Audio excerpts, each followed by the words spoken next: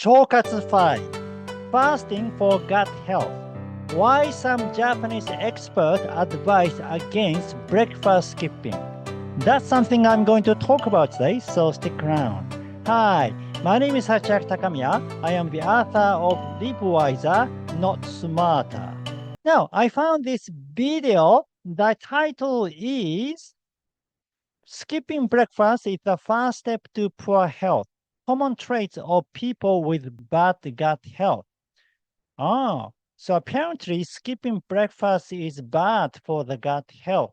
That's something I'm going to delve into today. So please watch the video until the end. For those of you who've just found this video, this is Health and Longevity channel. And usually we cover things like diet, exercise, mindset, and sometimes we cover Japanese blue zones because there are several blue zones in Japan other than Okinawa, and we cover traditional Japanese health method to modern Japanese health trends such as sauna, because sauna is big in Japan at the moment, and we have a unique way of having sauna in Japan. So this is the channel about how to increase health span, especially for people over 50 or 60. So if you're interested, please subscribe to this channel. Thank you. Now, Cho-Katsu is another modern health Japanese trend. What does Cho-Katsu mean? It is an activity for the gut or gut workout. Cho-Katsu is big. There are tons of YouTube videos on it, and there are many books published, and many magazines, and even TV programs covering this topic. So let's get back to this video. This is Endoscope channel, which is a quite popular channel. It has 251K subscribers, and there are two doctors, Dr. Tetsuro Hirashima and Dr. Motohisa Akiyama. They appear together and then talk about different aspects of health, especially gut health and endoscope medicine. Now, so what they did was they conducted gut microbiome tests to some of their patients, and they made analysis of the result. So the people with good gut microbiome had one thing in common, and that was they all had 3 meals a day. But people who didn't get a good result skipped breakfast. In fact, they are wondering why, because, the people who take this kind of test in the first place are health conscious. So they're wondering why some of them got a bad result. And that was because they are skipping breakfast for their health reason, I suppose. But there's a caveat to this analysis that those people who had 3 meals a day had a lot of vegetables, and people with a bad result had little vegetables. So it's possible that this vegetable business was influencing the result, not necessarily whether to skip breakfast or not. But anyway, they are not the only doctors recommending breakfast. There are many other Cho-Katsu doctors who recommend breakfast, including Dr. Yuji Naito, who is one of the doctors of Kyotango Longevity Cohort Study. Now, he is famous for butyrate-producing bacteria. He is a gut microbiome doctor, but he is famous for butyrate-producing bacteria too. So he recommends breakfast, and he has breakfast himself. And he says many of the residents in Kyotango have breakfast too. They all have 3 meals a day. He is not necessarily against breakfast skipping. He doesn't say anything about breakfast skipping, but he thinks like having breakfast or having 3 meals a day is a sort of common sense. So he kind of talks everything based on the idea that people have 3 meals a day. So anyway, why do those doctors recommend breakfast?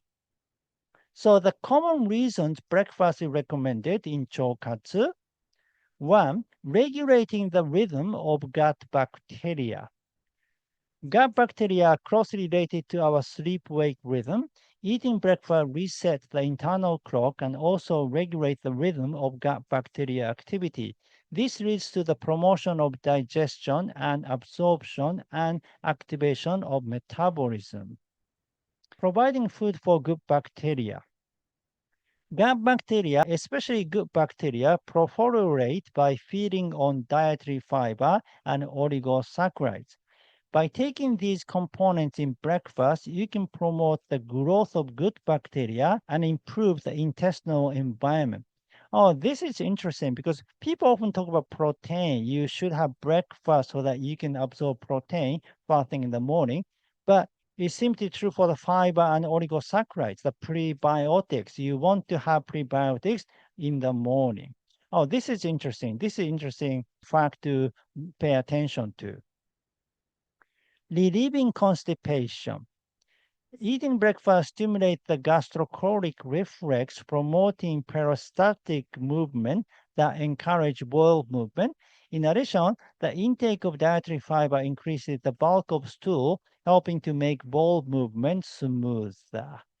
Right. So this dietary fiber is insoluble fiber, by the way. So often soluble fiber is recommended as prebiotics. It's a fermentable fiber, but insoluble fiber has this function as well. Therefore, both fiber are important. So you want to have both soluble fiber and insoluble fiber. And then stimulating this, reflex is it happens with coffee too. When I skipped my breakfast, I still had coffee in the morning. I had a organic black coffee, and always right after drinking coffee, I went to the toilet. So it was kind of okay with me without having breakfast. Increasing body temperature and metabolism. Eating breakfast raises body temperature and boosts basal metabolism. This promotes fat burning and also leads to a body that is less prone to gaining weight. This is interesting because in winter time, it is good to raise your body temperature. But I was thinking of going back to doing more fasting in winter time because it is better to do more fasting in winter. But for this point of view, it's better to have breakfast to raise your body temperature. So that's another thing I need to pay attention to. Brain activation and improved concentration. By replenishing blood sugar levels that have dropped during sleep, it secures the energy source for the brain and improves concentration and memory. It also promotes the secretion of serotonin, leading to mental stability. Other appetite control. Skipping breakfast may lead to overeating at lunch or dinner. Stabilizing lifestyle rhythm. A regular eating pattern is important for establishing a lifestyle rhythm and leading a healthy life. Okay, so how about the benefit of intermittent fasting? Now, when I talk about intermittent fasting, this is like a 16 hours fast and usually involve breakfast skipping because that's the most common way of intermittent fasting. 16-8 method with breakfast skipping. What are the health benefits of this style? Weight loss and fat burning. Restricting your eating window to 8 hours can help reduce overall calorie intake, leading to weight loss. During the fasting period, your body shifts to using stored fat for energy, potentially promoting fat burning. Improved blood sugar control. Fasting can help improve insulin sensitivity, making your body more efficient at using glucose for energy. This can be particularly beneficial for individuals with prediabetes or type 2 diabetes. Reduced inflammation. Fasting can trigger cellular repair processes and reduce inflammation throughout the body. Lower inflammation is associated with a reduced risk of chronic diseases like heart disease, cancer, and neurodegenerative disorders. Cellular repair and longevity. During fasting, the body activates autophagy, a process where cells clean out damaged components and recycle them. Autophagy is believed to contribute to longevity and protect against age-related diseases. For the longevity effect of autophagy, often it is said that you need to do a prolonged fasting, longer than 24 hours. So by doing 16 hours, you probably don't get much benefit, but you still gain other autophagy benefit. Improved brain function. Some studies suggest that fasting can enhance cognitive function, memory, and mental clarity. This might be due to increased production of brain-derived neurotrophic factor, BDNF, a protein that supports brain health. It is probably true. Many people say they feel they feel their brain sharper when they are fasted. So some of them, when they give presentation, for example, they do it fasted. Gut health. Fasting may positively influence the gut microbiome, increasing diversity and promoting the growth of beneficial bacteria. Oh, this is interesting. This can lead to improved digestion, immunity, and overall gut health.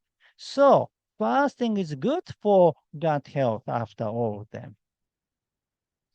Okay, so what can you do? There are many benefits to having breakfast. On the other hand, there are many benefits to practice intermittent fasting. I think one option is to do dinner skipping instead of breakfast skipping. So you can still practice 16-hour fast, but you skip dinner. This way, you can still have breakfast to gain the benefit of having breakfast, and then you gain the benefit of 16-hour fasting.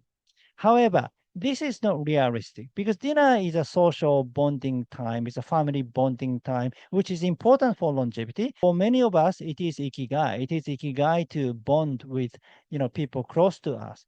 So how about doing fasting only periodically, not regularly, not every week, but like once every 2 or 3 months, doing prolonged fasting? That may be another option. Prolonged fasting is usually fasting over 24 hours. So the question is, how long should we fast? 24 hours or 36 hours, 48 hours, or 72 hours? The longer you fast, the better it is for the longevity benefit of autophagy. By the way, when you do exercise, when you do 1 hour of low intensity aerobic activity, you gain the same benefit of autophagy as doing 72 hours of fasting. So to gain that benefit, you want to do 72 hours. But is there a limit to the length of fasting? As far as those doctors are concerned, there is a limit. They say 48 hours fasting is the limit. They know it because in ICU, intensive care unit, they have a certain protocol about this. So some of the patient in ICU cannot eat. So they have to think of other ways to feed them, like giving nutrition. And one is tube feeding. They basically feed to their gut directly. But when they do that, they have to do it within 48 hours. Otherwise, there will be a problem in their gut microbiome. So in other words, the gut bacteria need to be fed within 48 hours.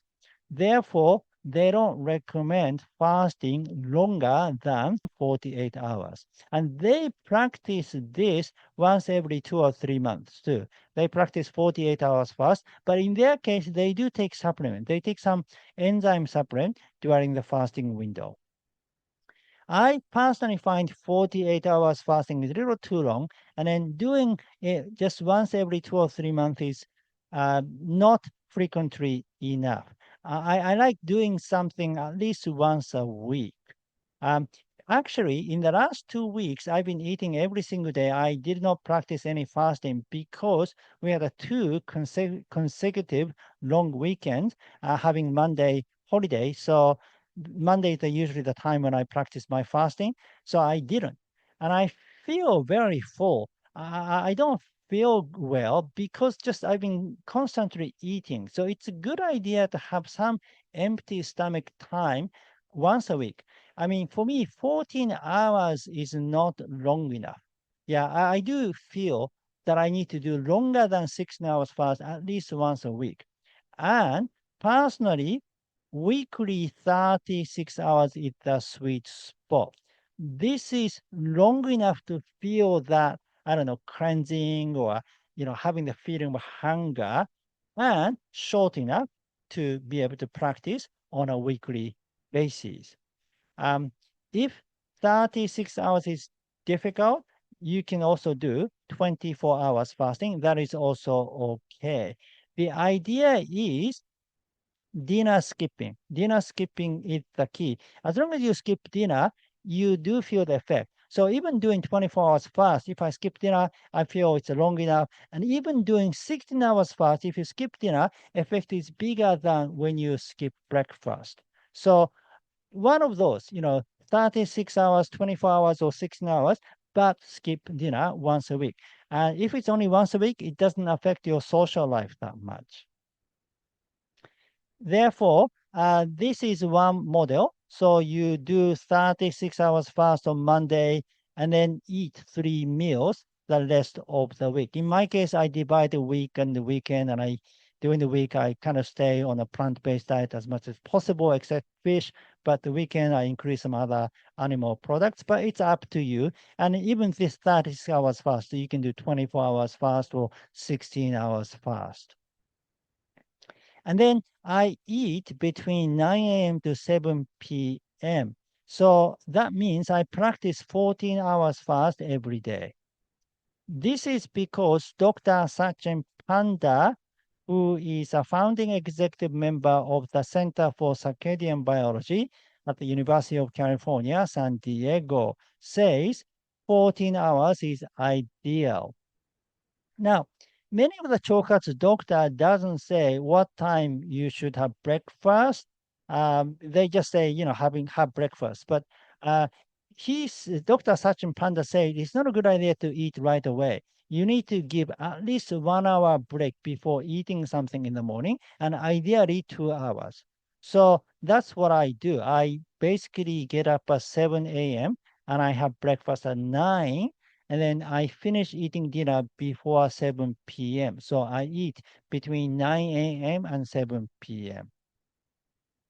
On top of that, I do 1 hour of low intensity aerobic exercise once a week. I usually do low intensity aerobic exercise 3 times a week, but one of the exercise I do it for 1 hour. The two other occasions I do just 45 minutes.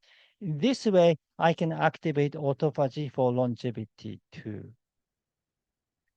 What about circannual rhythm then? Because I said better to do more exercise in summer and more fasting in winter. And I was going back to this winter regimen, uh, where I do 36 hours fast on Monday and then eat 3 meals on Tuesday. But Wednesday, Thursday, and Friday, I practice 17 hours fast. So will I go back to this regimen? I'm still wondering, maybe not. I think doing 36 hours fast once a week is sufficient. Plus, if I do 1 hour of low intensity aerobic exercise, maybe that is sufficient. Um, I might do just another day of shorter fasting, such as 70 hours fast, maybe on Wednesday or Thursday. And if I can, maybe skip dinner instead of skipping breakfast. So that means I'll be skipping dinner twice a week. So I don't know how much it will affect my social life or not. So I'll have to see. But this is another option. But for most people, I think doing just one prolonged fasting, a week is sufficient, and you can have 3 meals the rest of the period. For details about fasting, please read chapter 4, The Ideal Fasting to Increase Health Span. I cover some of the things that I didn't cover today, such as the reason why some of the longevity experts stopped breakfast skipping or changed their mind about breakfast skipping, including protein intake. So please read this chapter and please read the entire book because the book covers diet, fasting, exercise, heat and cold exposure, sleep, and brain optimization. They are all important for gut health. It is important to have a holistic understanding of health. So please read the book. Okay, thank you for watching. Again, my name is Sachiaki Takamiya, the author of Live Wiser, Not Smarter. If you like this video, please give me your thumb up and subscribe to my channel. And please leave your comment. Do you have breakfast or not, and why? Thank you. Well, I will see you in the next video. Live with your Ikigai!